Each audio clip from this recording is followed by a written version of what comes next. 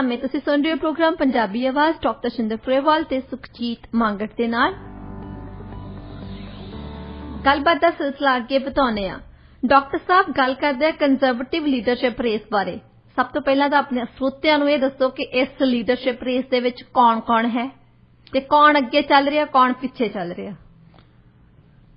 ਹਰ ਵਾਰ election ਹੋਈ ਜਦੋਂ Canadian ਲੋਕਾਂ ਨੇ ਮਾਈਨੋਰਿਟੀ ਸਰਕਾਰ ਬਣਾਉਣ ਤੇ ਇਹ ਸੰਕੇਤ ਦਿੱਤਾ ਕਿ ਉਹ ਐਕਚੁਅਲੀ ਜਸਟਨ ਟਰੂਡੋ ਤੋਂ ਬਹੁਤੇ ਖੁਸ਼ ਨਹੀਂ।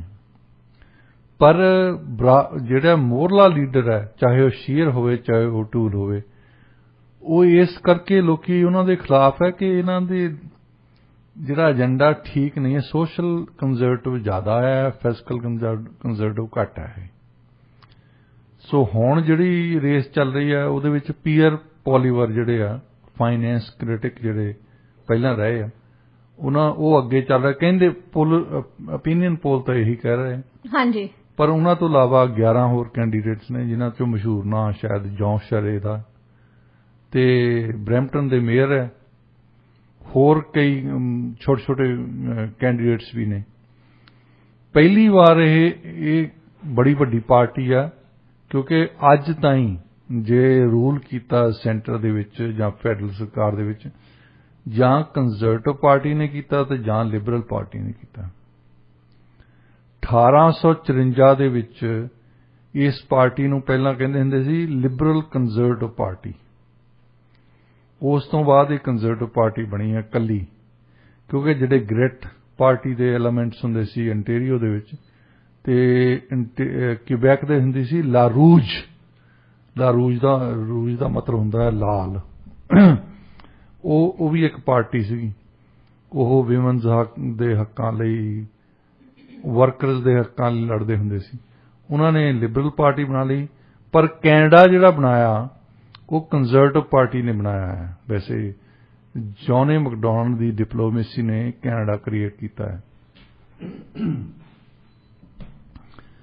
ਉਸ ਤੋਂ ਬਾਅਦ ਦੋ ਗੱਲਾਂ ਪਹਿਲਾਂ ਆਈਆਂ। ਜਿਹੜੀ ਲੂਈ ਰੀਅਲ ਇੱਕ ਹੁੰਦਾ ਸੀ ਇੱਥੇ ਮੈਨੀਟੋਬਾ ਦੇ ਵਿੱਚ ਮੇਟੀ ਲੀਡਰ, ਕੈਥਲਿਕ ਬੰਦਾ ਸੀ, ਨੇਟਿਵ ਸੀ।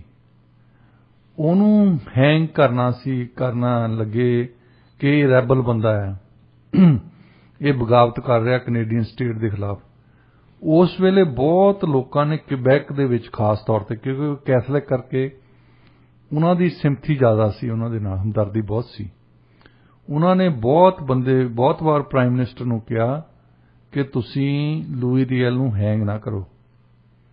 ਉਹਨਾਂ ਨੇ ਕਰ ਦਿੱਤਾ, ਜ਼ੋਰ ਪਾਤਾ। ਉਹ ਲੂਈ ਰੀਅਲ ਦੀ ਹੈਂਗ ਤੋਂ ਬਾਅਦ ਫਿਰ ਕੰਜ਼ਰਵੇਟਿਵਜ਼ ਨੂੰ ਇੰਨਾ ਘਾਟਾ ਪਿਆ, ਇੱਕਦਮ ਹਾਰ ਗਏ ਉੱਥੇ।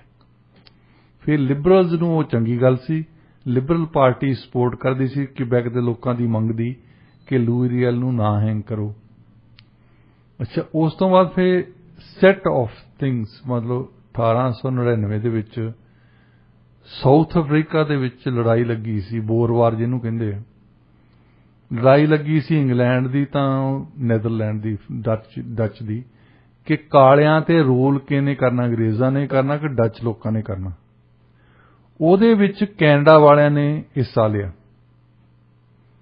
ਇੰਗਲੈਂਡ ਦੇ ਹੱਕ ਦੇ ਵਿੱਚ। ਫਿਰ ਜਦੋਂ ਲੜਾਈ ਲੱਗੀ ਹੈ ਪਹਿਲੀ, ਜਿਹਨੂੰ ਅਸੀਂ ਜੰਗ ਕਹਿੰਦੇ ਹਾਂ, ਵੱਡੀ ਜੰਗ, ਉਸ ਵੇਲੇ ਕੈਨੇਡਾ ਵਾਲੇ ਇੰਗਲੈਂਡ ਦਾ ਫੇਸ ਸਾਥ ਦਿੱਤਾ। ਕਿਬੈਕ ਦੇ ਲੋਕਾਂ ਨੇ ਡਰਾਫਟ ਦੀ ਆਪੋਜੀਸ਼ਨ ਕੀਤੀ ਔਰ ਇਹ ਸਵਾਲ ਸੀ ਕਿ ਕੈਨੇਡਾ ਦਾ ਕੀ ਕੰਮ ਹੈ ਉੱਥੇ। ਕੈਨੇਡਾ ਦਾ ਵੈਸੇ ਵੀ ਅੱਜ ਤਾਈਂ ਲੜਾਈ ਸਾਡੇ ਤਾਂ ਨਹੀਂ ਲੱਗੀ ਕਦੇ। ਵਰਲਡ ਵਾਰ 1 ਹੋਵੇ ਚਾਹੇ 2 ਹੋਵੇ, ਕੋਈ ਵੀ ਲੜਾਈ ਹੋਵੇ, ਜੇ ਸਾਡੇ ਤੇ ਲੜਾਈ ਲੱਗ ਸਕਦੀ ਤਾਂ ਅਮਰੀਕਾ ਨਾਲ ਲੱਗ ਸਕਦੀ, ਉਹਨਾਂ ਨਹੀਂ ਲੜਨ ਜੋਗੇ ਨੇ ਜੀ। ਇਹਨੂੰ ਸੋ ਜਿਓਗ੍ਰਾਫੀ ਦੇ ਤੌਰ ਤੇ ਕੈਨੇਡਾ ਨੂੰ ਇਸ ਗੱਲ ਦਾ ਫਾਇਦਾ ਹੈ। ਕਿਬੈਕ ਦੇ ਲੋਕਾਂ ਨੇ ਉਦੋਂ ਵੀ ਬਦਕਿਸਮਤੀ ਇਹ ਸੀ ਕਿ ਜਦੋਂ ਲੜਾਈ ਲੱਗੀ ਹੈ ਫਿਰ ਵੀ ਉਦੋਂ ਵੀ ਫੈਡਰਲ ਗੌਰਮੈਂਟ ਜਿਹੜੀ ਸੀ ਕੰਜ਼ਰਵੇਟਿਵ ਸੀ। ਕਿਬੈਕ ਦੇ ਲੋਕੀ ਮਾੜੇ ਉਹ ਗੱਲ ਲੂਈ ਰੀਅਲ ਨੂੰ ਭੁੱਲਣ ਲੱਗੇ ਸੀ। ਉਹ ਇੱਕਦਮ ਫਿਰ ਰਿਮਾਈਂਡ ਹੋ ਗਈ ਗੱਲ ਕਿ ਹਾਲਾਂਕਿ ਫਰਾਂਸ ਵੀ ਇੰਗਲੈਂਡ ਵਾਲੇ ਸੀ, क्यूबैक ਦੇ ਲੋਕਾਂ ਨੇ ਇਹ ਨਹੀਂ ਗੱਲ ਸੁਣੀ ਕਿ ਫਰਾਂਸ ਇੰਗਲੈਂਡ ਵਾਲਾ ਜਾਂ ਨਹੀਂ। ਉਹ ਕਹਿੰਦੇ ਵੀ ਸਾਡਾ ਕੋਈ ਕੰਮ ਨਹੀਂ ਉੱਥੇ, ਲੜਾਈ ਹੈਗੀ ਯੂਰਪੀਅਨ ਮੁਲਕਾਂ ਦੀ। ਸੋ ਇਸ ਕਰਕੇ ਅਸੀਂ ਨਾ ਡਰਾਫਟ ਦੇ ਵਿੱਚ ਜਾਣਾ ਤੇ ਨਾ ਹੀ ਉਸ ਲੜਾਈ ਦੇ ਵਿੱਚ ਸਾਡੇ ਸ਼ਾਮਲ ਹੋਣ ਦੀ ਲੋੜ ਹੈ। ਉਦੋਂ ਬਾਅਦ ਫਿਰ ਕੰਜ਼ਰਵੇਟਿਵ ਪਾਰਟੀ ਨੂੰ ਘਾਟਾ ਪਿਆ ਕਿਉਂਕਿ ਇਹ ਚਲੇ ਗਏ ਉੱਥੇ। ਲੂਈ ਦੀ ਈਅਰ ਤੋਂ ਬਾਅਦ ਵਰਲਡ ਵਾਰ 1 ਤੇ ਫਿਰ ਕਾਫੀ ਦੇਰ, ਬਹੁਤ ਦੇਰ ਇਹਨਾਂ ਨੇ 1957 ਤਾਈਂ ਪੈਰ ਨਹੀਂ ਲੱਗਣ ਦਿੱਤੇ ਲਿਬਰਲ ਪਾਰਟੀ ਨੇ। 20ਵੀਂ ਸਦੀ ਨੂੰ ਮੰਨਿਆ ਜਾਂਦਾ ਕਿ ਲਿਬਰਲ ਪਾਰਟੀ ਦੀ ਸਰਕਾਰ ਹੀ ਰਹੀ ਹੈ। 70 ਸਾਲ 100 ਸਾਲ ਦੇ ਵਿੱਚੋਂ ਲਿਬਰਲ ਪਾਰਟੀ ਨੇ ਰੂਲ ਕੀਤਾ ਇੱਥੇ। 1957 ਦੇ ਵਿੱਚ ਪਹਿਲੀ ਵਾਰ ਫਿਰ ਕਾਫੀ ਸਮੇਂ ਤੋਂ ਬਾਅਦ ਡੀਫਨ ਮੇਕਰ ਨੇ ਪ੍ਰਾਈਮ ਮਿਨਿਸਟਰਸ਼ਿਪ ਉਹਨਾਂ ਦੀ ਸੀ। ਉਹ ਪਹਿਲੇ ਬੰਦੇ ਸੀ ਵੈਸੇ ਕੰਜ਼ਰਵੇਟਿਵ ਪਾਰਟੀ ਦੀਆਂ ਚੇਂਜਸ ਕੁਝ ਕਰਨ ਵਾਲੇ ਪਹਿਲੇ ਬੰਦੇ ਸੀ ਜਿਹੜੇ ਨਾ ਫ੍ਰੈਂਚ ਸੀ ਤੇ ਨਾ ਇੰਗਲਿਸ਼ ਸੀ। ਉਦੋਂ ਪਹਿਲਾਂ ਜਿਹੜਾ ਪ੍ਰਾਈਮ ਮਿਨਿਸਟਰ ਬਣਦਾ ਹੁੰਦਾ ਸੀ ਹਮੇਸ਼ਾ ਹੀ ਕੈਨੇਡਾ ਦੇ ਵਿੱਚ ਜਾਂ ਇੰਗਲਿਸ਼ ਬੈਕਗ੍ਰਾਉਂਡ ਦਾ ਹੁੰਦਾ ਜਾਂ ਫ੍ਰੈਂਚ ਦਾ। ਉਹ ਜਰਮਨ ਕੈਨੇਡੀਅਨ ਸੀ ਵੈਸੇ। ਤੇ ਉਹਨਾਂ ਨੇ ਇੱਕ ਕੰਜ਼ਰਵੇਟਿਵ ਪਾਰਟੀ ਦੀਆਂ ਕਾਫੀ ਪਾਲਿਸੀਜ਼ ਚੇਂਜ ਕੀਤੀਆਂ। ਇੱਕ ਪਾਲਿਸੀ ਇਹ ਸੀ ਕਿ ਬਾਕੀ ਦੇ ਜਿਹੜੇ ਐਥਨਿਕ ਗਰੁੱਪਸ ਇੱਥੇ ਆਏ ਆ ਉਹਨਾਂ ਨੂੰ ਵੀ ਅਪਰੋਚ ਕਰੋ। ਪਹਿਲਾ ਚਾਈਨੀਜ਼ ਕੈਨੇਡੀਅਨ ਜਿਹੜਾ ਹਾਊਸ ਆਫ ਕਾਮਨ ਦੇ ਵਿੱਚ MP ਇਲੈਕਟ ਹੋਇਆ ਉਹ ਕੰਜ਼ਰਵੇਟਿਵ ਪਾਰਟੀ ਦਾ ਸੀ, ਇੱਥੋਂ ਵੈਨਕੂਵਰ ਤੋਂ ਗਿਆ। ਸੋ ਉਦੋਂ ਬਾਅਦ ਕਾਫੀ ਦੇਰ ਉਹਨਾਂ ਨੇ ਵਧੀਆ ਕੰਮ ਕਰਦੇ ਰਹੇ ਆ। ਔਰ ਕੰਜ਼ਰਵੇਟਿਵ ਪਾਰਟੀ ਦੀ ਇੱਕ ਪ੍ਰੋਬਲਮ ਸ਼ੁਰੂ ਹੋਈ ਆ 1988 ਦੇ ਵਿੱਚ। ਇੱਥੇ ਰਿਫਾਰਮ ਪਾਰਟੀ ਬਣ ਗਈ ਜਿਹੜੀ ਕਿ ਤਕਰੀਬਨ ਤੁਸੀਂ ਕਹਿ ਸਕਦੇ ਰੇਸਿਸਟ ਪਾਰਟੀ ਸੀ, ਨਸਲਵਾਦੀ ਪਾਰਟੀ ਸੀ, ਇਮੀਗ੍ਰੇਸ਼ਨ ਦੇ ਖਿਲਾਫ ਸੀ। ਔਰ ਉਹਦੀ ਜਿਹੜੀ ਜ਼ਿਆਦਾ ਫੂਕ ਉਹਨਾਂ ਨੂੰ ਮਿਲੀ ਉਹ ਸੀ ਕੈਨੇਡੀਅਨ RCMP ਨੇ ਇੱਕ ਸਾਡਾ ਮੁੰਡਾ ਭਰਤੀ ਕੀਤਾ ਜਿਹੜਾ ਪੱਗ ਬੰਨੀ ਸੀ, ਢਿੱਲੋਂ ਸੀ ਉਹਦਾ ਨਾਂ। ਉਹਨੇ ਪੱਗ ਬੰਨੀ ਤਾਂ ਉਹਨੂੰ ਪਹਿਲਾਂ ਹੁੰਦਾ ਸੀ ਕਿ ਜੇ ਤੁਸੀਂ RCMP ਦੇ ਵਿੱਚ ਗਏ ਆ ਤੁਹਾਨੂੰ ਟੋਪੀ ਲੈਣੀ ਪੈਣੀ ਹੈ। ਹੁਣ ਜਿਹਨੇ ਪੱਗ ਬੰਨੀ ਉਹ ਟੋਪੀ ਸਿਰ ਤੇ ਕਿੱਦਾਂ ਲਵੇ ਜੀ। ਜਿਹੜੇ ਬੰਦੇ ਲੈ ਕੇ ਗਏ ਨਾ, ਸੁਪਰੀਮ ਕੋਰਟ ਤਾਈਂ ਇਹ ਮੁਕੱਦਮਾ ਚੱਲਿਆ। ਸੁਪਰੀਮ ਕੋਰਟ ਨੇ ਵੀ ਇਹ ਕਿਹਾ ਕਿ ਚਾਰਟਰ ਆਫ ਰਾਈਟਸ ਐਂਡ ਫਰੀडम्स ਦੇ ਵਿੱਚ ਇਹਨੂੰ ਹੱਕ ਹੈ ਬੰਦੇ ਨੂੰ। ਇਸ਼ੂ ਤਾਂ ਹੈਗੀ ਹੈ ਪੁਲਿਸ ਵਾਲੇ ਨੇ ਪੁਲਿਸ ਦਾ ਕੰਮ ਕਰਨਾ ਜੀ, ਉਹਦੇ ਵਿੱਚ ਪੱਗ ਹੋਵੇ ਚਾਹੇ ਨਾ ਹੋਵੇ ਉਹਦਾ ਤਾਂ ਇਸ਼ੂ ਹੀ ਨਹੀਂ। ਹਾਂਜੀ। ਸੋ ਪਹਿਲਾਂ ਵੀ RCMP ਨੇ ਆਪਣੀਆਂ ਟੋਪੀਆਂ ਬਦਲਦੇ ਰਹੇ ਆ ਵੀ ਜੇ ਪਹਿਲਾਂ ਬਦਲਦੇ ਰਹੇ ਆ ਤਾਂ ਹੁਣ ਇਹਦੇ ਲਈ ਤੁਸੀਂ ਟਰਬਨ ਕਰ ਦਿਓ, ਕੋਈ ਵੱਡੀ ਗੱਲ ਨਹੀਂ ਹੈ ਜੀ। ਰਿਫਾਰਮ ਪਾਰਟੀ ਵਾਲੇ ਜਿਹੜੇ ਕਿ ਕੰਜ਼ਰਵੇਟਿਵ ਪਾਰਟੀ ਤੋਂ ਛੱਡ ਕੇ ਆਏ ਸੀ ਬੰਦੇ ਇੱਧਰ ਵੈਸਟਰਨ ਕੈਨੇਡਾ ਦੇ ਵਿੱਚ ਜ਼ਿਆਦਾ, ਇਹਨਾਂ ਨੇ ਆਪੋਜੀਸ਼ਨ ਕੀਤੀ ਕਿ ਇਹ ਪੱਗ ਵਾਲਾ ਬੰਦਾ ਨਹੀਂ ਆ ਸਕਦਾ ਇੱਥੇ। ਸੋ ਕੰਜ਼ਰਵੇਟਿਵ ਪਾਰਟੀ ਦਾ ਇਹ ਹਾਲ ਹੋਇਆ ਕਿ 1993 ਦੇ ਵਿੱਚ ਜਿਹੜੀ ਪਾਰਟੀ 1988 ਦੇ ਵਿੱਚ ਮੈਜੋਰਟੀ ਦੇ ਵਿੱਚ ਸੀ 1993 ਚ ਤਾਂ 2 ਸੀਟਾਂ ਰਹਿ ਗਈਆਂ ਇਹਨਾਂ ਦੇ। ਉਸ ਤੋਂ ਬਾਅਦ ਫਿਰ ਰਿਫਾਰਮ ਪਾਰਟੀ ਦਾ ਕੰਜ਼ਰਵੇਟਿਵ ਪਾਰਟੀ ਦੀ ਲੜਾਈ ਲੱਗੀ ਰਹੀ ਇੱਕ ਦੂਜੇ ਨਾਲ। ਕੰਜ਼ਰਵੇਟਿਵ ਪਾਰਟੀ ਉਹੋ ਹੀ ਰਹੀ ਕਿ ਅਸੀਂ ਪੁਰਾਣੇ ਸਾਰੇ ਕੈਨੇਡੀਅਨਜ਼ ਨੂੰ ਰੈਪਰੈਜ਼ੈਂਟ ਕਰਨਾ। ਰਿਫਾਰਮ ਪਾਰਟੀ ਵਾਲੇ ਉਹ ਜਿਹੜੇ ਨਸਲਵਾਦੀ, ਅਸੀਂ ਵੈਸਟਰਨ ਕੈਨੇਡਾ ਦੇ ਹੱਕ ਦੇ ਵਿੱਚ ਆ, ਔਰਤਾਂ ਦੇ ਹੱਕਾਂ ਦੇ ਖਿਲਾਫ ਹੈ। ਇਹਦੇ ਵਿੱਚ 2 ਐਲੀਮੈਂਟਸ ਨੇ ਕੰਜ਼ਰਵੇਟਿਵ ਦੇ ਵਿੱਚ ਜਿਹੜੇ ਡੋਮੀਨੇਟ ਕਰਦੇ ਆ। ਸ਼ੀਅਰ ਤੇ ਓਟੂਲ ਜਿਹੜੇ ਆ ਉਹ ਰੈਪਰੈਜ਼ੈਂਟ ਕਰਦੇ ਸੀ ਜਿਨ੍ਹਾਂ ਨੂੰ ਅਸੀਂ ਸੋਸ਼ਲ ਕੰਜ਼ਰਵੇਟਿਵ ਕਹਿੰਦੇ ਹਾਂ। ਸੋਸ਼ਲ ਕੰਜ਼ਰਵੇਟਿਵ ਉਹ ਆ ਜਿਹੜੇ ਚਰਚ ਨਾਲ ਜੁੜੇ ਹੋਏ, ਜਿਹੜੇ ਲੋਕ ਚਾਹੁੰਦੇ ਆ ਕਿ ਔਰਤਾਂ ਨੂੰ ਜਿਹੜੇ ਹੱਕ ਦਿੱਤੇ ਜਾਂਦੇ ਆ ਉਹ ਨਹੀਂ ਹੋਣੇ ਚਾਹੀਦੇ, ਸੇਮ ਸੈਕਸ ਮੈਰਿਜ ਨਹੀਂ ਹੋਣੀ ਚਾਹੀਦੀ, ਅਬੋਰਸ਼ਨ ਨਹੀਂ ਹੋਣੇ ਚਾਹੀਦੇ। ਉਹਨਾਂ ਲਈ ਉਹ ਏਜੰਡਾ ਜ਼ਿਆਦਾ ਜ਼ਰੂਰੀ ਆ। ਜਿਹੜੇ ਦੂਸਰੇ ਹੈਗੇ ਆ ਫਿਸਕਲ ਕੰਜ਼ਰਵੇਟਿਵ, ਉਹ ਕਹਿੰਦੇ ਕਿ ਕਿਸੇ ਨੇ ਕਿੱਦਾਂ ਜੀਣਾ ਆ, ਕਿਵੇਂ ਨਹੀਂ ਜੀਣਾ, ਕਿਸੇ ਨੇ ਅਬੋਰਸ਼ਨ ਕਰਾਉਣਾ, ਕਿਸੇ ਨੇ ਨਹੀਂ ਕਰਾਉਣਾ, ਕਿਸੇ ਨੇ ਕਿਹਦੇ ਨਾਲ ਵਿਆਹ ਕਰਾਉਣਾ, ਇਹ ਉਹਨਾਂ ਦੀ ਮਰਜ਼ੀ ਆ ਲੋਕਾਂ ਦੀ। ਅਸੀਂ ਹੈਗੇ ਫਿਸਕਲ ਕੰਜ਼ਰਵੇਟਿਵ, ਮਤਲਬ ਇਹ ਹੈ ਕਿ ਅਸੀਂ ਸਰਕਾਰ ਚਲਾਉਣੀ ਉਹ ਚਾਹੁੰਦੇ ਆ ਕਿ ਜਿਹਦੀ ਘਾਟੇ ਦਾ ਬਜਟ ਨਾ ਹੋਵੇ, ਡੈਟ ਨਾ ਹੋਵੇ, ਸਾਡੇ ਤੋਂ ਜਿੰਨੇ ਪੈਸੇ ਹੋਣ ਉਨੇ ਹੀ ਖਰਚੀਏ। ਇੱਦਾਂ ਨਾ ਹੋਵੇ ਟਰੂਡੋ ਬੁੱਕ ਭਰ ਕੇ ਵੰਡਣ ਲੱਗੇ ਆ ਵੋਟਾਂ ਖਰੀਦਣ ਲਈ। ਤੇ ਉਹਨਾਂ ਦੀ ਗਿਣਤੀ ਜਿਹੜੀ ਘਟਦੀ ਰਹੀ ਹੈ। ਜਦੋਂ ਇਹਨਾਂ ਨੇ ਅਲਾਇੰਸ ਵੀ ਕੀਤਾ, ਕੰਜ਼ਰਵੇਟਿਵ ਪਾਰਟੀ ਦਾ, ਰਿਫਾਰਮ ਪਾਰਟੀ ਦਾ ਅਲਾਇੰਸ ਹੋ ਗਿਆ, ਸਟੀਫਨ ਹਾਰਪਰ ਬਣੇਗਾ। ਸਟੀਫਨ ਹਾਰਪਰ ਬੇਸਿਕਲੀ ਤਾਂ ਸੋਸ਼ਲ ਕੰਜ਼ਰਵੇਟਿਵ ਰਿਫਾਰਮ ਪਾਰਟੀ ਦਾ ਬੰਦਾ ਸੀ, ਪਰ ਉਹਨਾਂ ਨੇ ਥੋੜਾ ਚਿਰ ਕੰਜ਼ਰਵੇਟਿਵ ਅਪਰੋਚ ਲੈ ਲਈ ਕਿ ਫਿਸਕਲ ਜਿਹੜਾ ਕੰਜ਼ਰਵੇਟਿਵ ਹੈ ਉਹ ਜ਼ਿਆਦਾ ਜ਼ਰੂਰੀ ਹੈ, ਸੋ ਇਸ ਕਰਕੇ ਉਹ ਜਿੱਤਦੇ ਵੀ ਰਹੇ। ਪਰ ਉਹਨਾਂ ਤੋਂ ਬਾਅਦ ਜਿਹੜੇ ਵੀ ਲੀਡਰ ਆਏ ਨੇ ਹੁਣ ਤਾਈਂ, ਈਵਨ ਪੀਅਰ ਪੋਲੀਵਰ ਜਿਹੜਾ ਹੈ ਉਹ ਸੋਸ਼ਲ ਕੰਜ਼ਰਵੇਟਿਵ ਗਰੁੱਪ ਦਾ ਲੀਡਰ ਹੈ, ਜਿਨ੍ਹਾਂ ਲਈ ਅਬੋਰਸ਼ਨ ਜ਼ਿਆਦਾ ਇਸ਼ੂ ਆ, ਜਿਨ੍ਹਾਂ ਲਈ ਸੇਮ ਸੈਕਸ ਮੈਰਿਜ ਜ਼ਿਆਦਾ ਇਸ਼ੂ ਆ, ਜਿਨ੍ਹਾਂ ਲਈ ਫਿਸਕਲ ਕੰਜ਼ਰਵੇਟਿਵ, ਵੈਸੇ ਉਹ ਫਿਸਕਲ ਕੰਜ਼ਰਵੇਟਿਵ ਵੀ ਹੈ ਬੰਦਾ, ਪਰ ਸਪੋਰਟ ਬੇਸ ਜਿਹੜਾ ਉਹਨਾਂ ਦਾ ਸੋਸ਼ਲ ਕੰਜ਼ਰਵੇਟਿਵ ਹੈ। ਕੀ ਹੁਣ ਉਹਨੂੰ ਸਵੀਕਾਰ ਲੋਕੀ ਕਰਨਗੇ ਜਾਂ ਨਾ ਕਰਨਗੇ? ਹੋ ਸਕਦਾ ਅਗਲੀ ਵਾਰ ਨੂੰ ਜੇ ਜਸਟਨ ਟਰੂਡੋ ਹੀ ਰਵੇ ਤਾਂ ਲੋਕੀ ਖਿਲਾਫ ਹੋਏ ਹੋਣੇ ਆ, ਕਿਉਂਕਿ ਹੁਣ ਕਿਆਸ ਰਾਈ ਇਹ ਲਾ ਰਿਹਾ ਹੈ ਕਿ ਅਗਲੀ ਵਾਰ ਨੂੰ ਇਲੈਕਸ਼ਨ ਜਿਹੜੀ ਹੈ ਜਸਟਨ ਟਰੂਡੋ ਤੋਂ ਬਿਨਾਂ ਹੋਣੀ ਆ, ਕਿਉਂ ਉਹਨਾਂ ਨੇ ਹਟ ਜਾਣਾ, ਉਦੋਂ ਪਹਿਲਾਂ ਕੋਈ ਹੋਰ ਜੌਬ ਲੈਣਗੇ। ਜਗਮੀਤ ਸਿੰਘ ਦੀ ਵੀ ਆ ਜਿਹੜੀ ਨੈਨੋ ਦੀ ਰਿਪੋਰਟ ਆ, ਹਾਂਜੀ, ਜਗਮੀਤ ਸਿੰਘ ਨੇ ਐਨਡੀਪੀ ਨੂੰ ਤਾਂ ਡੋਬ ਦੇਣਾ, ਪਰ ਉਹਨੂੰ ਆਪਣੀ ਪਈ ਆ ਨਾ ਵੀ ਮੈਨੂੰ ਕੋਈ ਨਾ ਕੋਈ ਜੌਬ ਮਿਲ ਜਾਵੇ, ਉਹਨੂੰ ਜੌਬ ਮਿਲ ਜਾਣੀ ਹੈ। ਸੈਲਫ ਇੰਟਰਸਟ ਹੈ, ਸਿੱਧਾ ਬਿਲਕੁਲ ਨੰਗਾ ਚਿੱਟਾ ਸੈਲਫ ਇੰਟਰਸਟ। ਤੇ ਅਗਲੀ ਵਾਰ ਨੂੰ ਜਿਵੇਂ ਜੌਨ ਸ਼ਰੇ ਆ ਜਿਹੜੇ ਵਧੀਆ ਸੋਸ਼ਲ ਵਧੀਆ ਕੰਜ਼ਰਵੇਟਿਵ, ਜਿਹੜੇ ਪੁਰਾਣੇ ਕਿਸਮ ਦੇ ਕੰਜ਼ਰਵੇਟਿਵ ਹੁੰਦੇ ਸੀ, ਸਾਰੇ ਕੈਨੇਡੀਅਨਸ ਨੂੰ ਨਾਲ ਲੈ ਕੇ ਜਾਣ ਵਾਲੇ, ਉਹਨਾਂ ਦੇ ਖਿਲਾਫ ਸੋਸ਼ਲ ਕੰਜ਼ਰਵੇਟਿਵ ਬਹੁਤ ਇਕੱਠੇ ਹੋਏ ਆ। ਤੇ ਸੋਸ਼ਲ ਕੰਜ਼ਰਵੇਟਿਵ ਦੀ ਜਿੱਦਾਂ ਚਰਚ ਬੇਸਡ ਗਰੁੱਪ ਹੈ, ਜਿੱਦਾਂ ਸਾਡੇ ਲੋਕੀ ਇਕੱਠੇ ਹੋ ਜਾਂਦੇ ਆ ਨਾ ਗੁਰਦੁਆਰੇ ਦੇ ਵਿੱਚੋਂ ਐਨਡੀਪੀ ਦਾ ਲੀਡਰ ਚੁਣ ਲੈਂਦੇ ਆ, ਇਦਾਂ ਹੀ ਇੱਕ ਚਰਚ ਵਾਲੇ ਆ, ਇਹ ਚਰਚ ਦੇ ਵਿੱਚ ਜਾ ਕੇ ਮੈਂਬਰਸ਼ਿਪ ਵੇਚ ਦਿੰਦੇ। ਜਿਹੜੇ ਫਿਜ਼ੀਕਲ ਕੰਜ਼ਰਵੇਟਿਵ ਹੈ, ਸੱਚੀ ਮੁੱਚੀ ਦੇ ਕੰਜ਼ਰਵੇਟਿਵ ਪੁਰਾਣੇ ਕਿਸਮ ਦੇ, ਉਹਨਾਂ ਤੋਂ ਉਹ ਨੈਟਵਰਕ ਹੈ ਨਹੀਂ, ਇਸ ਕਰਕੇ ਉਹਨਾਂ ਨੂੰ ਘਾਟਾ ਪੈਂਦਾ ਹੈ। ਨਾ ਉਹਨਾਂ ਨੇ ਕਦੇ ਕੰਜ਼ਰਵੇਟਿਵ ਪਾਰਟੀ ਨੇ ਇਹ ਅਪਰੋਚ ਲਾਈ ਹੈ ਕਿ ਐਥਨਿਕ ਗਰੁੱਪਸ ਨੂੰ ਆਪਣੇ ਨਾਲ ਲੈ ਕੇ ਆਉਂਦਾ ਜਾਵੇ। ਰਿਫਾਰਮ ਪਾਰਟੀ ਦੇ ਆਉਣ ਦੇ ਨਾਲ ਇਹ ਵੀ ਘਾਟਾ ਪਿਆ ਉਹਨਾਂ ਨੂੰ ਕਿ ਇਮੀਗ੍ਰੇਸ਼ਨ ਦੇ ਖਿਲਾਫ ਗੱਲਾਂ ਕਰੀ ਜਾਣੀਆਂ। ਇਮੀਗ੍ਰੇਸ਼ਨ, ਹਾਲਾਂਕਿ ਜਿਹੜੀ ਹੁਣ ਇਮੀਗ੍ਰੇਸ਼ਨ ਆ ਉਹ ਇਹਨਾਂ ਨੇ ਜੇਸਨ ਕੈਨੀ ਨੇ ਬਿਜ਼ਨਸ ਅਪਰੋਚ ਲਈ ਸੀ।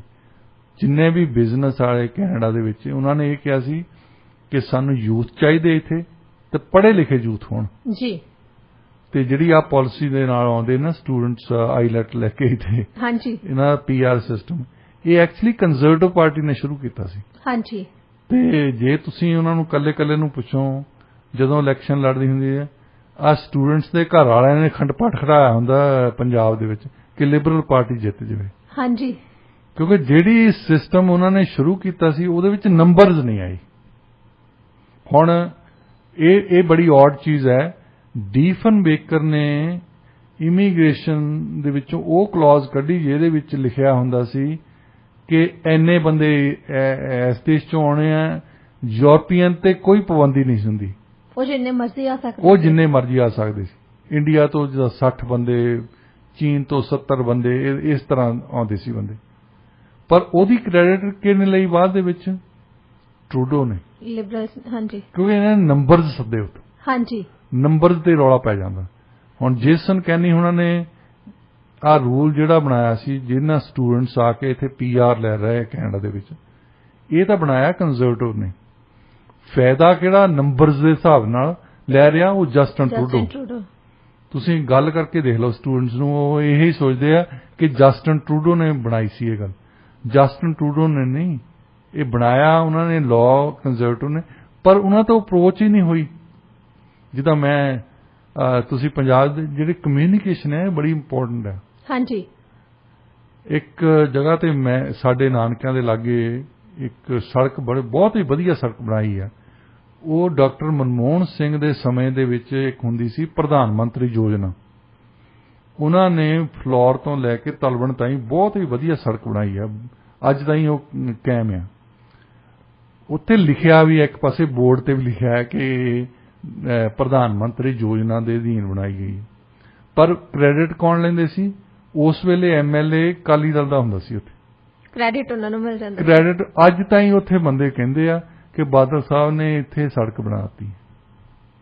ਡਾਕਟਰ ਮਨਮੋਹਨ ਸਿੰਘ ਦਾ ਕੋਈ ਨਾਂ ਨਹੀਂ ਲੈਂਦਾ, ਕਿਉਂਕਿ ਕਾਂਗਰਸ ਪਾਰਟੀ ਕੋਈ ਬੰਦਾ ਹੀ ਹੈ ਨਹੀਂ ਸੀ ਜਿਹੜਾ ਕਮਿਊਨੀਕੇਸ਼ਨ ਲੋਕਾਂ ਦੇ ਨਾਲ ਕਰ ਸਕੇ। ਜਿਹੜੀ ਦੂਸਰਿਆਂ ਦੀ ਕਮਿਊਨੀਕੇਸ਼ਨ ਉਹ ਚੰਗੀ ਸੀ। ਇੱਥੇ BC ਲਿਬਰਲਸ ਦੀ ਜਿਹੜੀ ਐਥਨਿਕ ਵੋਟਰਾਂ ਦੇ ਵਿੱਚ ਆ ਕਮਿਊਨੀਕੇਸ਼ਨ ਬਹੁਤ ਵਧੀਆ ਹੈ, ਇਹਦੀ ਦਾਦ ਦੇਣੀ ਚਾਹੀਦੀ ਇਹਨਾਂ ਨੂੰ।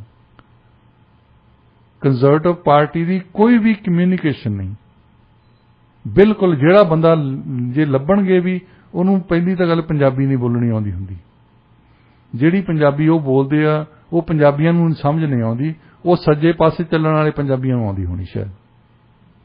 ਜੀ ਬਿਲਕੁਲ। ਤੇ ਬਾਕੀ ਉਤਰਾਅ ਚੜਾਅ ਆਉਂਦੇ ਰਹਿਣੇ ਆ, ਹਾਲੇ ਪਤਾ ਲੱਗੂਗਾ ਆਉਣ ਵਾਲੇ ਸਮੇਂ ਪਰ ਪੀਅਰ ਪਹਿਲੀ ਵਾਰ ਦਾ ਲੱਗਦਾ ਚਾਂਸ ਹੈ ਇਸ ਵੇਲੇ। ਜੀ ਬਿਲਕੁਲ। ਤੇ ਡਾਕਟਰ ਸਾਹਿਬ ਹੁਣ ਰੁਕ ਕਰਦੇ ਆ ਆਪਾਂ ਅਗਲੀ ਖਬਰ ਵੱਲ।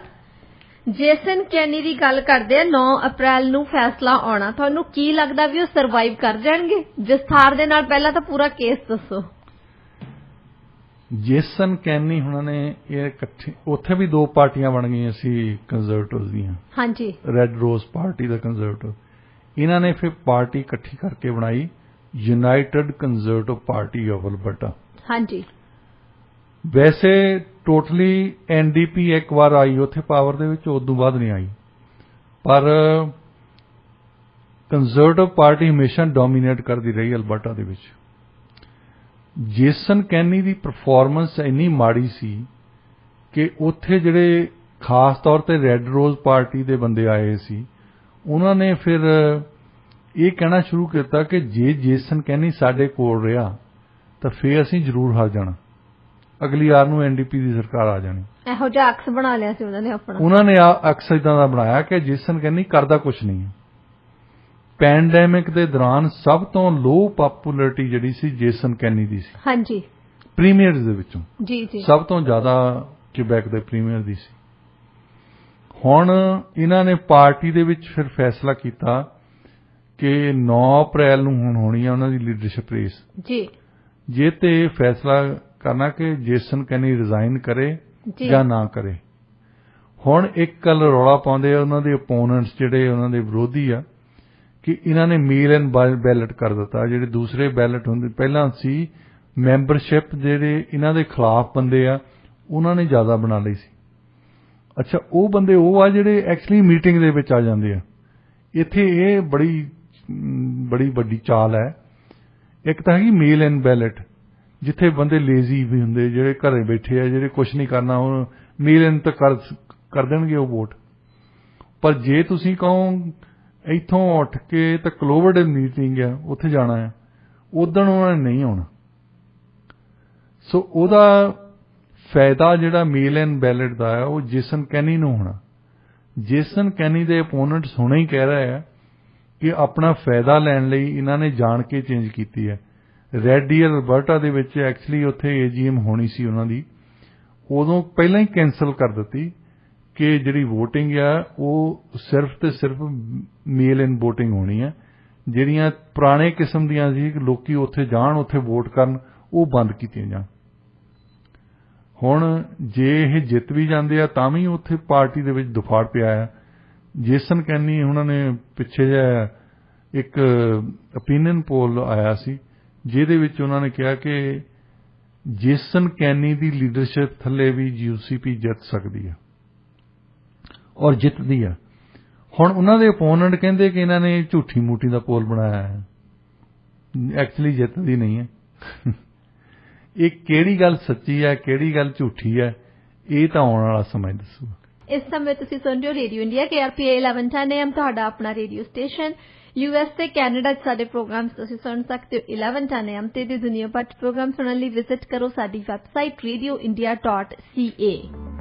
ਸਟੂਡੀਓ ਦਾ ਨੰਬਰ ਹੈ 604 592 9191 604 592 9191। ਡਾਕਟਰ ਸਾਹਿਬ ਰੁਖ ਕਰਦੇ ਆ ਹੁਣ ਅਗਲੀ ਖਬਰ ਵੱਲ ਤੇ ਗੱਲਬਾਤ ਕਰਦੇ ਆ ਸ਼੍ਰੀਲੰਕਾ ਦੇ ਵਿੱਚ ਚੱਲ ਰਹੇ ਆਰਥਿਕ ਸੰਕਟ ਬਾਰੇ।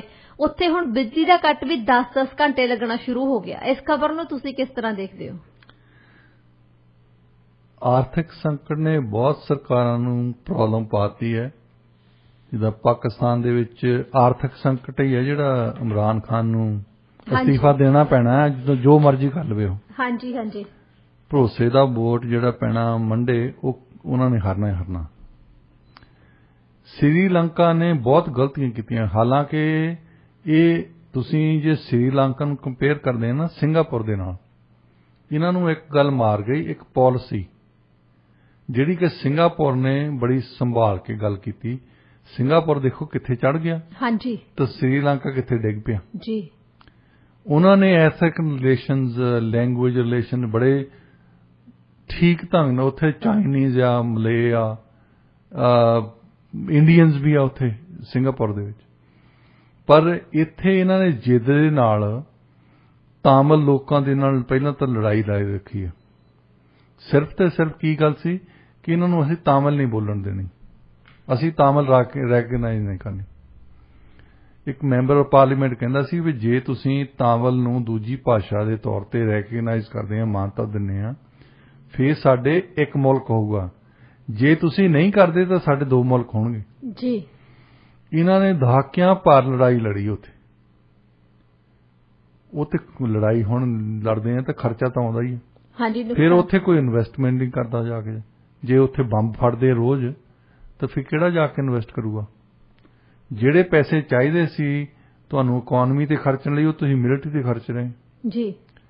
ਹੁਣ ਉਹਨਾਂ ਦੇ ਸੰਕਟ ਇਸ ਗੱਲ ਤੇ ਆ ਗਿਆ ਕਿ ਪੈਸੇ ਬਾਹਰੋਂ ਤਾਂ ਕਰਦੇ ਰਹੇ ਹੋ, ਦੇਣੇ ਕਿੱਥੋਂ। $35 ਬਿਲੀਅਨ ਦਾ ਉਹਨਾਂ ਸਿਰ ਕਰਜ਼ਾ ਆ। ਸ੍ਰੀਲੰਕਾ ਛੋਟਾ ਜਿਹਾ ਮੁਲਕ ਹੈ, 22 ਮਿਲੀਅਨ ਲੋਕ ਰਹਿੰਦੇ ਨੇ, ਜ਼ਿਆਦਾ ਲੋਕੀ ਬੁੱਧਿਸਟ ਹੈ। ਇੱਕ ਪਹਿਲਾ ਮੁਲਕ ਦੇਖਿਆ ਹੋਣਾ, ਬੋਧੀਆਂ ਨੂੰ ਕਹਿੰਦੇ ਹੁੰਦੇ ਆ ਕਿ ਇਹ ਸ਼ਾਂਤੀਪੂਰਵਕ ਬਹੁਤ ਆ। ਬੋਧੀ ਭਿਕਸ਼ੂ ਬੰਦਿਆਂ ਨੂੰ ਮਾਰਨ ਲਈ ਨੱਠੇ ਜਾਂਦੇ ਪਿੱਛੇ। ਜੀ ਬਿਲਕੁਲ, ਪਹਿਲੀ ਵਾਰੀ ਸੁਣਨ ਨੂੰ ਆਇਆ ਹੈ। ਤੁਸੀਂ ਉਹਦਾ ਅਸੀਂ ਇਮੇਜ ਤਾਂ ਇਦਾਂ ਲਾਇਆ ਨਾ, ਬੋਧੀ ਜਿਹੜੇ ਆ ਉਹ ਬੜੇ ਸ਼ਾਂਤੀਪੂਰਵਕ ਹੁੰਦੇ ਆ। ਹਾਂਜੀ, ਸਿੰਪਲ ਲਿਵਿੰਗ ਚ ਬਲੀਵ ਕਰਦੇ ਆ। ਸ੍ਰੀਲੰਕਾ ਦੇ ਬੋਧੀ ਜਿਹੜੇ ਆ ਉਹ ਤਾਮਿਲਾਂ ਨੂੰ ਫੜ ਕੇ ਮਾਰਦੇ ਫਿਰਦੇ ਸੀ। ਤਾਂ ਉਹ ਫਿਰ ਮੁੜੇ ਤਾਮਿਲ ਵੀ ਉਦਾਂ ਦੇ, ਤਾਮਿਲਾਂ ਨੇ ਕਾਫੀ ਦੇਰ ਸਿਵਲ ਵਾਰ ਲਾਈ ਰੱਖੀ ਹੈ ਉੱਥੇ। ਹੁਣ 35 ਬਿਲੀਅਨ ਦੇ ਵਿੱਚ ਹਰ ਮਹੀਨੇ ਇਹਨਾਂ ਨੂੰ 460 ਮਿਲੀਅਨ ਸਿਰਫ ਵਿਆਜ ਦਿੰਦੇ ਆ। 460 ਮਿਲੀਅਨ ਹਰ ਮਹੀਨੇ। ਤੇ ਜਿਹੜੀ ਫੋਰਨ ਕਰੰਸੀ ਇਹਨਾਂ ਨੂੰ ਆਉਂਦੀ ਹੁੰਦੀ ਸੀ, ਪਹਿਲਾਂ ਹੁੰਦੇ ਸੀ ਟੂਰਿਜ਼ਮ ਨੰਬਰ 1 ਇੰਡਸਟਰੀ ਇਹਨਾਂ ਦੀ। ਟੂਰਿਜ਼ਮ ਇੰਡਸਟਰੀ ਤਕਰੀਬਨ ਖਤਮ ਹੋ ਗਈ। ਜਿੱਥੇ ਰੋਜ਼ ਬੰਬ ਚੱਲਦੇ ਹੋਣ ਉੱਥੇ ਕੌਣ ਜਾਂਦਾ ਸੀ। ਜੀ ਬਿਲਕੁਲ। ਸ਼ਾਂਤੀਪੂਰਵਕ ਹੋਵੇ, ਟੂਰਿਸਟ ਲਈ ਸਹੂਲਤਾਂ ਬਣਾਈਆਂ ਹੋਣ, ਫੇਰ ਤਾਂ ਲੋਕੀ ਜਾਣ। ਡਰ ਦੇ ਸਾਏ ਚ ਕੌਣ ਜਾਣਾ ਚਾਹੂਗਾ। ਡਰ ਦੇ ਸਾਏ ਦੇ ਵਿੱਚ ਕੋਈ ਜਾਂਦਾ ਨਹੀਂ ਉੱਥੇ। ਅੱਛਾ, ਫੇਰ ਉਹਨਾਂ ਦੀ ਬਦਕਿਸਮਤੀ ਪੈਂਡੈਮਿਕ ਦੇ ਵਿੱਚ ਵੈਸੇ ਹੀ ਟੂਰਿਜ਼ਮ ਖਤਮ ਹੋ ਗਿਆ। ਹਾਂਜੀ। ਫੇਰ ਵੀ ਜਿਹੜੇ ਕਿਤੇ ਲੋਕੀ ਚਲੇ ਜਾਂਦੇ ਸੀ ਉੱਥੇ, ਪੈਂਡੈਮਿਕ ਦੇ ਦੌਰਾਨ ਬਿਲਕੁਲ ਹੀ ਉਹ ਟੂਰਿਜ਼ਮ ਖਤਮ ਹੋ ਗਿਆ। ਹਾਂਜੀ। ਤਾਂ ਹੁਣ ਇੱਕ ਸਿਰਫ ਰਹਿ ਗਈ ਸੀ ਉਹਨਾਂ ਦੀ ਗੱਲ, ਜਿਹੜੀ ਰਿਮਿਟੈਂਸ ਕਰਦੇ ਆ, ਜਿਹੜੇ ਤਾਮਿਲ ਲੋਕੀ ਬਾਹਰ ਨੇ ਉਹ ਪੈਸੇ ਭੇਜਦੇ ਆ, ਉਹਦੇ ਨਾਲ ਉਹਨਾਂ ਨੂੰ, ਜਿੱਦਾਂ ਇੰਡੀਆ ਨੂੰ ਬਹੁਤ ਪੈਸੇ ਜਿਹੜੇ ਆ ਅਸੀਂ ਭੇਜਦੇ ਆ, ਮਤਲਬ ਇੰਡੀਅਨਸ ਜਿਹੜੇ ਬਾਹਰ ਬੈਠੇ, ਇੰਡੀਆ ਨੂੰ $75 ਬਿਲੀਅਨ ਹਰ ਸਾਲ NRIs ਭੇਜਦੇ। ਐਵੇਂ ਨਹੀਂ ਉਹ ਇੱਥੇ ਆਉਂਦੇ, ਐਵੇਂ ਨਹੀਂ ਸਤਿਕਾਰ ਕਰਦੇ। 75 ਬਿਲੀਅਨ ਬਹੁਤ ਹੈ। ਹਾਂਜੀ। ਤੇ ਇੱਥੇ ਉਹਨਾਂ ਨੇ ਬੰਦ ਕਰਤਾ, ਰਿਮਿਟੈਂਸ ਵੀ ਘੱਟ ਕਰਤੀ ਲੋਕਾਂ ਨੇ, ਕਿਉਂਕਿ ਉਹ ਰੁਪਈਆ ਜਿਹੜਾ ਉਹਨਾਂ ਦਾ ਇੰਨਾ ਥੱਲੇ ਰਹਿ ਪਿਆ। 230 ਰੁਪਏ ਸੀ ਕੱਲ $1 ਦੇ। ਮਤਲਬ ਉੱਥੇ ਸ੍ਰੀਲੰਕਾ ਦੇ ਵਿੱਚ ਇੰਡੀਅਨ ਰੁਪਈਏ ਦੇ ਵੀ ਜ਼ਿਆਦਾ ਪੈਸੇ ਮਿਲਦੇ ਆ। ਤਕਰੀਬਨ 3 ਰੁਪਈਏ ਤੋਂ ਜ਼ਿਆਦਾ ਹੀ ਮਿਲਦੇ ਆ ਸ੍ਰੀਲੰਕਾ ਦੇ। ਸੋ ਇਸ ਕਰਕੇ ਜੇ ਹੁਣ ਕੋਈ ਤੁਸੀਂ ਬਾਹਰੋਂ ਭੇਜਦੇ ਆ ਪੈਸੇ, ਅੱਜ ਤਾਂ ਇਹ ਡਾਲਰ ਦੇ 330 ਮਿਲ ਰਹੇ ਆ, ਪਤਾ ਨਹੀਂ ਕੱਲ ਨੂੰ 400 ਮਿਲਣ ਲੱਗ ਪੈਣਾ। ਇੱਥੇ ਡਾਲਰ ਰੱਖੋ, ਉਨੇ ਹੀ ਭੇਜੋ ਜਿੰਨੇ ਕਿ ਉਹਨਾਂ ਦੇ ਪਰਿਵਾਰ ਨੂੰ ਜ਼ਰੂਰਤ ਹੈ ਵੈਸੇ। ਹਾਂਜੀ। ਸੋ ਇਸ ਕਰਕੇ ਰਿਮਿਟੈਂਸ ਦੇ ਵੀ ਪੈਸੇ ਘਟ ਗਏ, ਟੂਰਿਜ਼ਮ ਦੇ ਵੀ ਪੈਸੇ ਘਟ ਗਏ। ਤੇ ਚਾਹ ਜਿਹੜੀ ਭੇਜਦੇ ਹੁੰਦੇ ਸੀ, ਵੈਸੇ ਤਾਂ ਸੈਕੰਡ ਕੰਟਰੀ ਆ ਚਾਈਨਾ ਤੋਂ ਬਾਅਦ ਜਿਹੜੀ ਐਕਸਪੋਰਟ ਕਰਦੀ ਹੈ, ਪਰ ਉਹ ਚਾਹ ਤੋਂ ਪ੍ਰੋਡਕਸ਼ਨ ਬਹੁਤ ਦੇਸ਼ ਚਾਹ ਪ੍ਰੋਡਿਊਸ ਕਰਦੇ ਆ ਔਰ ਭੇਜਦੇ ਆ ਬਾਹਰ। ਇਸ ਕਰਕੇ ਉਹ ਤੋਂ ਪੈਸੇ ਜ਼ਿਆਦਾ ਨਹੀਂ ਬਣਦੇ 1.3 ਬਿਲੀਅਨ ਉਹਨਾਂ ਦੀ ਅਰਨਿੰਗ ਹੈਗੀ, ਉਹਦੇ ਨਾਲ ਕਿਸ਼ਤਾਂ ਹੀ ਪੂਰੀਆਂ ਹੁੰਦੀਆਂ।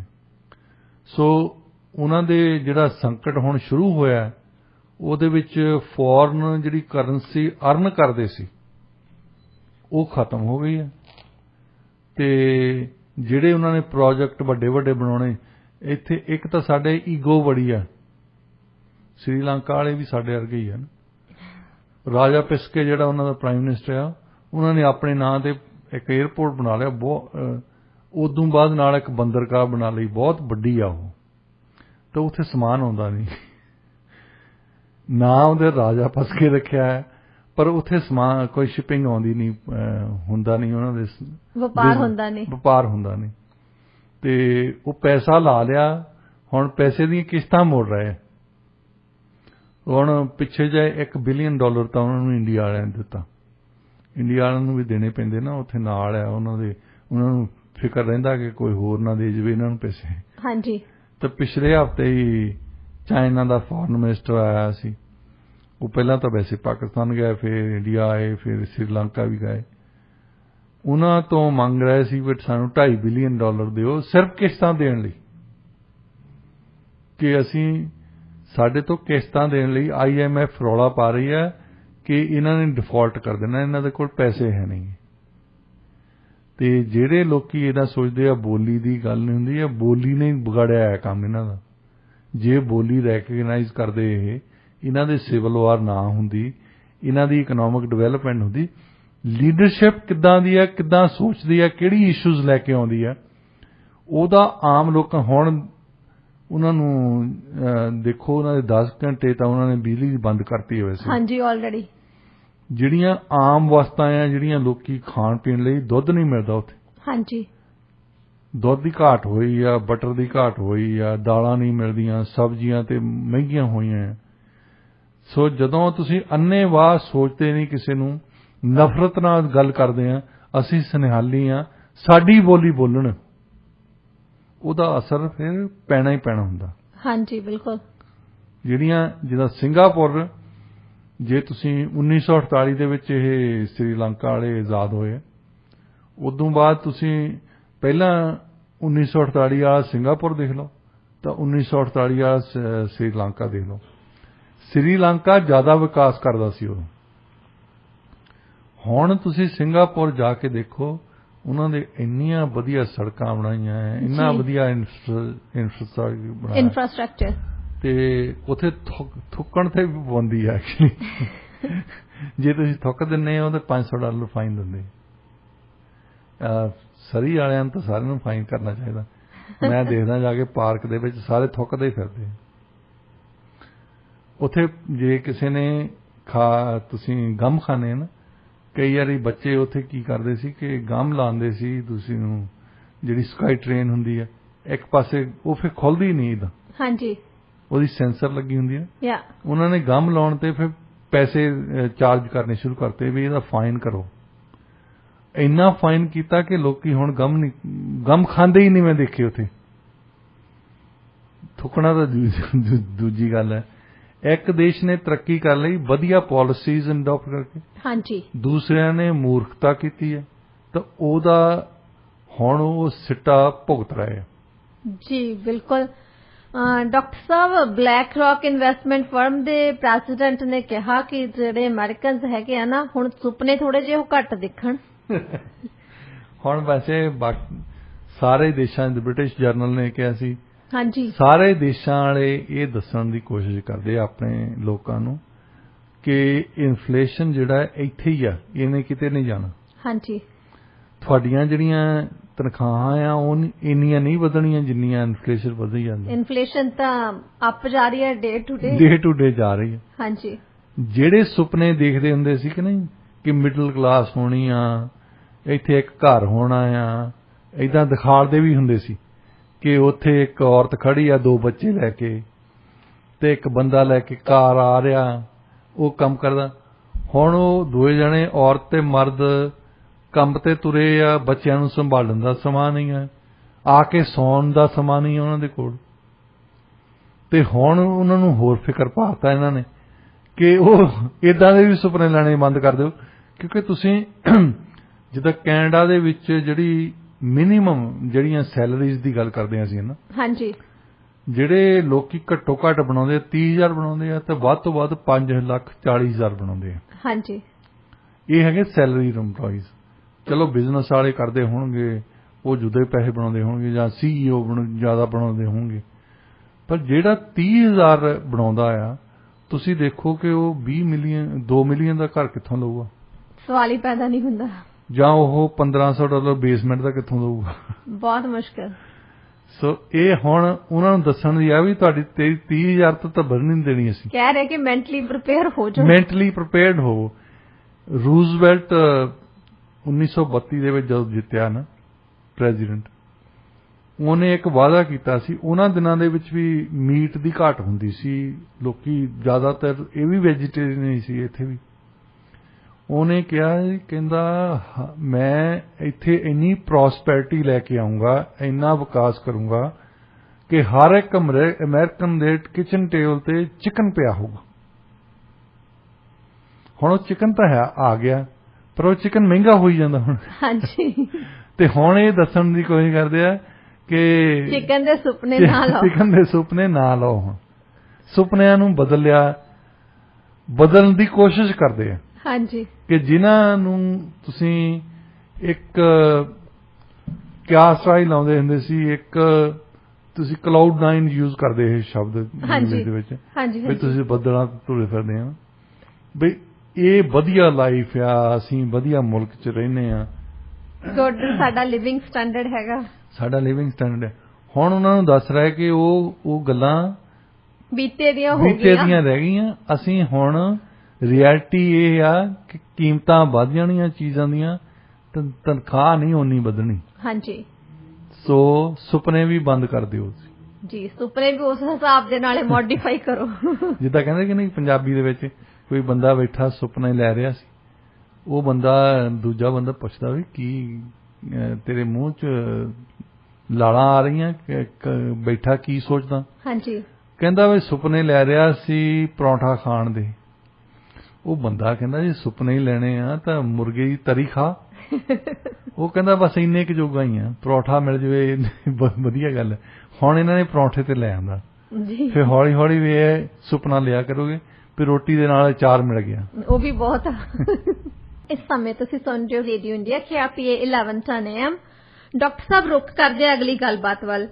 ਯੂਕਰੇਨ ਤੇ ਰਸ਼ੀਆ ਦੀ ਗੱਲਬਾਤ ਜਿਹੜੀ ਸੀ, ਉਹ ਕਿਸੇ ਤਣਪਤਣ ਵੈਸੇ ਲੱਗਦੀ ਕਿਸੇ ਨੂੰ ਨਜ਼ਰ ਆਈ ਨਹੀਂ, ਪਰ ਯੂਕਰੇਨ ਵੱਲੋਂ ਕਿਹਾ ਜਾ ਰਿਹਾ ਸੀਗਾ ਕਿ ਉਹਨਾਂ ਦੀ ਜਿਹੜੀ ਗੱਲਬਾਤ ਆ ਕਾਫੀ ਜ਼ਿਆਦਾ ਪੋਜ਼ਿਟਿਵ ਨੋਟ ਤੇ ਐਂਡ ਹੋਈ ਆ। ਤੁਸੀਂ ਕਿਸ ਤਰ੍ਹਾਂ ਦੇਖਦੇ ਹੋ ਇਸ ਖਬਰ ਨੂੰ? ਦੇਖੋ, ਜਿਹੜੇ ਬੰਦੇ ਹਾਰ ਰਹੇ ਹੋਣ ਨਾ, ਜਿਨ੍ਹਾਂ ਦੇ 40 ਲੱਖ ਤਾਂ ਰਿਫਿਊਜੀ ਆ ਯੂਕਰੇਨ ਦਾ, ਫਿਰ ਉਹਨਾਂ ਦੇ ਸ਼ਹਿਰਾਂ ਤੇ ਲਗਾਤਾਰ ਉਹ ਹਮਲੇ ਕਰ ਰਹੇ ਆ, ਉਹਨਾਂ ਦੇ ਬੰਬ ਡਿੱਗਦੇ ਰਹੇ, ਹਾਰ ਰਹੇ ਵਿਚਾਰੇ। ਉਹਨਾਂ ਨੂੰ ਤਾਂ ਉਹ ਤਾਂ ਜ਼ੈਲੈਂਸਕੀ ਤਾਂ ਪਿਛਲੇ ਹਫ਼ਤੇ ਦੇ ਕਹਿ ਰਹੇ ਕਿ ਪੁਟਿਨ ਨਾਲ ਗੱਲ ਕਰਨੀ ਆ ਉਹਨਾਂ ਨੇ, ਪਰ ਰਸ਼ੀਆ ਵਾਲੇ ਜਿਹੜੇ ਉੱਥੇ ਉਹਨਾਂ ਨੂੰ ਮਾਰ ਰਹੇ ਆ, ਉਹ ਕੋਈ ਗੱਲਬਾਤ ਕਰਨੀ ਨਹੀਂ ਚਾਹੁੰਦੇ ਸੀ ਪਹਿਲਾਂ। ਜੇ ਤੁਸੀਂ ਕੈਨੇਡੀਅਨ ਜਾਂ ਅਮਰੀਕਨ ਮੀਡੀਆ ਇਦਾਂ ਪੜ੍ਹਦੇ ਆ ਤਾਂ ਫਿਰ ਇਦਾਂ ਲੱਗਦਾ ਵੀ ਯੂਕਰੇਨ ਵਾਲੇ ਜਿੱਤਦੇ ਆ। ਹਾਂਜੀ, ਜਿਹੜੇ ਜਿੱਤਦੇ ਆ ਉਹ ਵਿਚਾਰੇ ਰੌਲਾ ਪਾ ਰਹੇ ਕਿ ਸਾਨੂੰ ਇੱਥੋਂ ਛਡਾਓ, ਸਾਡੀ ਗੱਲਬਾਤ ਕਰਾਓ ਤਾਂ ਕਿ ਲੜਾਈ ਬੰਦ ਹੋਵੇ। ਹੁਣ ਦੋ ਗੱਲਾਂ, ਪਹਿਲਾਂ ਜਦੋਂ ਸ਼ੁਰੂ ਹੋਈ ਸੀ ਲੜਾਈ, ਉਦੋਂ ਤਾਂ ਸਿਰਫ ਰਸ਼ੀਆ ਵਾਲੇ ਇਹ ਕਹਿੰਦੇ ਸੀ ਕਿ ਨੇਟੋ ਤੋਂ ਤੁਸੀਂ ਮੈਂਬਰਸ਼ਿਪ ਆਪਣੀ ਜਿਹੜੀ ਐਪਲੀਕੇਸ਼ਨ ਦਿੱਤੀ ਉਹ ਬੰਦ ਕਰੋ। ਹਾਂਜੀ, ਨਿਊਟਰਲ ਜ਼ੋਨ ਬਣ ਜਾਓ ਜੀ, ਨਾ ਸਾਡੇ ਵੱਲ ਨਾ ਉਹਨਾਂ ਵੱਲ। ਤਾਂ ਇਸ ਕਰਕੇ ਲੜਾਈ ਹੋਣੀ ਨਹੀਂ ਸੀ ਪਹਿਲਾਂ। ਹਾਂਜੀ, ਪਰ ਹੁਣ ਉਹਨਾਂ ਨੇ ਆ ਕੇ ਐਡ ਕਰਨੀਆਂ ਸ਼ੁਰੂ ਕਰਤੀਆਂ। ਤੁਹਾਨੂੰ ਯਾਦ ਹੋਣਾ 2014 ਦੇ ਵਿੱਚ ਕ੍ਰਾਈਮੀਆ ਜਿਹੜਾ ਸੀ ਉਹ ਰਸ਼ੀਆ ਵਾਲਿਆਂ ਨੇ ਟੇਕ ਓਵਰ ਕਰ ਲਿਆ ਸੀ। ਹਾਂਜੀ, ਕ੍ਰਾਈਮੀਆ ਦੀ ਜਿਹੜੀ ਐਕਚੁਅਲ ਇਤਿਹਾਸ ਆ ਉਹ ਵੀ ਮੇਰਾ ਖਿਆਲ ਬਹੁਤੇ ਕੈਨੇਡੀਅਨਜ਼ ਨੂੰ ਇਹਦਾ ਪਤਾ ਨਹੀਂ ਹੋਣਾ। ਯੂਕਰੇਨ ਦਾ ਕਦੇ ਅੰਗ ਨਹੀਂ ਸੀ ਹੁੰਦਾ, ਕ੍ਰਾਈਮੀਆ ਹਮੇਸ਼ਾ ਹੀ ਰਸ਼ੀਅਨ ਹੁੰਦਾ ਸੀ। ਰਸ਼ੀਅਨ ਹੀ ਲੋਕ ਉੱਥੇ ਰਸ਼ੀਅਨ ਬੋਲਦੇ ਲੋਕੀ। ਆਰਥੋਡਾਕਸ ਚਰਚ ਆ, ਖੈਰ ਯੂਕਰੇਨ ਦੇ ਵਿੱਚ ਵੀ ਆਰਥੋਡਾਕਸ ਚਰਚ ਆ, ਪਰ ਉਹ ਹਮੇਸ਼ਾ ਰਸ਼ੀਆ ਦਾ ਪਾਰਟ ਰਿਹਾ। 1954 ਦੇ ਵਿੱਚ ਨਿਕੀਤਾ ਖਰੁਸ਼ਚੇਵ ਜਦੋਂ ਬਣੇ ਆ ਜਨਰਲ ਸੈਕਟਰੀ, ਉਦੋਂ ਉਹਨਾਂ ਨੂੰ ਲੋੜ ਹੁੰਦੀ ਸੀ 15 ਰਿਪਬਲਿਕ ਸੀ ਸੋਵੀਅਤ ਯੂਨੀਅਨ ਦੀਆਂ। ਸੋਵੀਅਤ ਯੂਨੀਅਨ ਦੇ ਵਿੱਚ ਉਹਨਾਂ ਨੇ ਆਪਣੀ ਲੀਡਰਸ਼ਿਪ ਕਾਇਮ ਰੱਖਣ ਲਈ ਔਰ ਆਪਣੇ ਲਈ ਡੈਲੀਗੇਟਸ ਵਧਾਉਣ ਲਈ ਯੂਕਰੇਨ ਜਿਹੜੀ ਸੀ ਰਸ਼ੀਆ ਤੋਂ ਬਾਅਦ ਸਭ ਤੋਂ ਵੱਡੀ ਪਾਪੂਲੇਸ਼ਨ ਸੀ ਉਹਦੇ ਸੋਵੀਅਤ ਯੂਨੀਅਨ ਦੇ ਵਿੱਚ, USSR ਦੇ ਵਿੱਚ। ਉਹਨਾਂ ਨੇ ਉਹਨਾਂ ਦੇ ਯੂਕਰੇਨੀਅਨ ਲੋਕਾਂ ਨੂੰ ਤੇ ਯੂਕਰੇਨੀਅਨ ਪਾਰਟੀ ਨੂੰ ਖੁਸ਼ ਕਰਨ ਲਈ ਕ੍ਰਾਈਮੀਆ ਇੱਕ ਗਿਫਟ ਦੇ ਤੌਰ ਤੇ ਦੇ ਦਿੱਤਾ 1954 ਦੇ ਵਿੱਚ ਪਹਿਲੀ ਵਾਰ। ਜਿੱਦਾਂ ਹੁਣ ਅਸੀਂ ਵੀ ਗਿਫਟ ਲੈ ਕੇ ਜਾਂਦੇ ਹਾਂ ਵਿਆਹ ਤੇ ਕਿਸੇ ਦੇ ਜਾਂਦੇ ਹਾਂ ਤਾਂ ਭਾਂਡੇ ਦੇ ਆਉਂਦੇ ਹਾਂ। ਹੁਣ ਇਹਨਾਂ ਦੀ ਪ੍ਰੋਬਲਮ ਇਹ ਆ ਕਿ 2014 ਦੇ ਵਿੱਚ ਜਿਹੜੇ ਉੱਥੇ ਰਸ਼ੀਅਨ ਲੋਕੀ ਰਹਿੰਦੇ ਸੀ ਉਹਨਾਂ ਨੇ ਇਹ ਕਹਿਣਾ ਸ਼ੁਰੂ ਕਰਤਾ ਕਿ ਯੂਕਰੇਨੀਅਨ ਗਵਰਨਮੈਂਟ ਸਾਨੂੰ ਮਾਰਦੀ ਆ, ਤੰਗ ਕਰਦੀ ਆ, ਅਸੀਂ ਰੈਫਰੈਂਡਮ ਕਰਨਾ ਕਿ ਅਸੀਂ ਰੈਫਰੈਂਡਮ ਕਰਕੇ ਡਿਸਾਈਡ ਕਰਾਂਗੇ ਕਿ ਯੂਕਰੇਨ ਨਾਲ ਰਹਿਣਾ ਜਾਂ ਨਹੀਂ ਰਹਿਣਾ। ਉਹਨਾਂ ਨੇ ਰੈਫਰੈਂਡਮ ਕਰਾਇਆ ਜਿਹੜਾ ਕਿ ਅੰਤਰਰਾਸ਼ਟਰੀ ਤੌਰ ਤੇ ਲੀਗਲੀ ਕਾਨੂੰਨੀ ਤੌਰ ਤੇ ਅਮਰੀਕਾ ਵਾਲੇ ਵੀ ਮੰਨਦੇ ਆ। ਹੁਣ ਇਹ ਗੱਲ ਹੁਣ ਚਲੋ ਰਸ਼ੀਆ ਦਾ ਕਰਕੇ ਨਾ ਮੰਨਣ ਜੁਦੀ ਗੱਲ, ਪਰ ਇਹ ਅੰਤਰਰਾਸ਼ਟਰੀ ਕਾਨੂੰਨ ਦੇ ਵਿੱਚ ਇਹ ਹੈਗੀ ਆ ਕਿ ਜੇ ਲੋਕਾਂ ਨੇ ਫੈਸਲਾ ਕਰ ਲਿਆ। ਹਾਂਜੀ, ਜਦੋਂ ਸਾਊਥ ਸੁਡਾਨ ਦੇ ਲੋਕਾਂ ਨੇ ਵੋਟ ਕੀਤੀ ਸੀ ਤਾਂ ਹੀ ਇਹਨਾਂ ਨੇ ਰੈਕਗਨਾਈਜ਼ ਕੀਤੀ 193 ਮੁਲਕ ਹੁਣ UN ਦੇ ਮੈਂਬਰ ਆ, ਲਾਸਟ ਵਨ ਸਾਊਥ ਸੁਡਾਨ ਨੇ। ਉੱਥੇ ਰੈਫਰੈਂਡਮ ਹੋਇਆ ਸੀ ਬਕਾਇਦਾ ਤੌਰ ਤੇ, ਉਹਨਾਂ ਨੇ ਕਿਹਾ ਕਿ ਅਸੀਂ ਅਲੱਗ ਹੋਣਾ, ਉਹਨੂੰ ਤਾਂ ਮਾਨਤਾ ਦੇ ਦਿੱਤੀ। ਕ੍ਰਾਈਮੀਆ ਦੇ ਲੋਕਾਂ ਨੇ ਕਿਹਾ ਕਿ ਅਸੀਂ ਰਸ਼ੀਆ ਦਾ ਪਾਰਟ ਆ, ਰਸ਼ੀਆ ਦੇ ਨਾਲ ਹੀ ਜਾਣਾ। ਹੁਣ ਰਸ਼ੀਆ ਵਾਲੇ ਤਕੜੇ ਆ ਉਹਨਾਂ ਨੂੰ, ਯੂਕਰੇਨ ਨੂੰ, ਉਹਨਾਂ ਨੇ ਆਪਣੀ ਫੌਜ ਭੇਜਤੀ ਤੇ ਉਹ ਕ੍ਰਾਈਮੀਆ ਉਹਨਾਂ ਦੇ ਨਾਲ ਆ ਗਿਆ। ਉਸ ਦਿਨ ਤੋਂ ਬਾਅਦ ਯੂਕਰੇਨ ਨੇ ਇਹ ਕਿਹਾ ਕਿ ਅਸੀਂ ਇਹਨੂੰ ਮਾਨਤਾ ਨਹੀਂ ਦਿੰਦੇ, ਜਿਹੜਾ ਕ੍ਰਾਈਮੀਆ ਇਹਨਾਂ ਦਾ ਹਿੱਸਾ ਨਹੀਂ ਹੈ, ਕਿਉਂਕਿ ਇਹਨਾਂ ਨੇ ਸਾਨੂੰ ਦਿੱਤਾ ਸੀ, ਇੱਕ ਵਾਰੀ ਗਿਫਟ ਦਿੱਤਾ ਸੀ। ਰਸ਼ੀਆ ਵਾਲੇ ਕਹਿੰਦੇ ਗਿਫਟ ਦਿੱਤਾ ਸੀ, ਨਹੀਂ ਮੋੜ ਲਿਆ। ਤਾਂ ਦੂਸਰਾ, 2 ਡਨਬਸ ਰੀਜਨ ਦੇ ਵਿੱਚ 2 ਰੀਜਨ ਆ ਜਿਨ੍ਹਾਂ ਨੂੰ ਰੈਕਗਨਾਈਜ਼ ਕੀਤਾ ਸੀ ਇਹਨਾਂ ਨੇ, ਰਸ਼ੀਆ ਵਾਲਿਆਂ ਨੇ ਪਹਿਲਾਂ, ਉੱਥੇ ਰਸ਼ੀਅਨ ਮੈਜੋਰਟੀ ਹੈ। ਤੇ ਹੁਣ ਰਸ਼ੀਆ ਵਾਲਿਆਂ ਦੀ ਡਿਮਾਂਡ ਹੈ ਵੀ ਇਹਨਾਂ ਬਾਰੇ ਤੁਸੀਂ ਗੱਲ ਨਹੀਂ ਕਰ ਸਕਦੇ, ਲੀਗਲੀ ਤੌਰ ਤੇ ਤੁਹਾਨੂੰ ਮੰਨਣਾ ਪਊਗਾ। ਜਿੱਦਾਂ ਇੱਕ ਵਾਰੀ ਮਹਾਰਾਜਾ ਰਣਜੀਤ ਸਿੰਘ ਨੇ ਫੋਰਸ ਕਰ ਦਿੱਤਾ ਸੀ ਕਾਬਲ ਦੇ ਬਾਦਸ਼ਾਹ ਸ਼ਾਹ ਸੁਜਾ ਨੂੰ।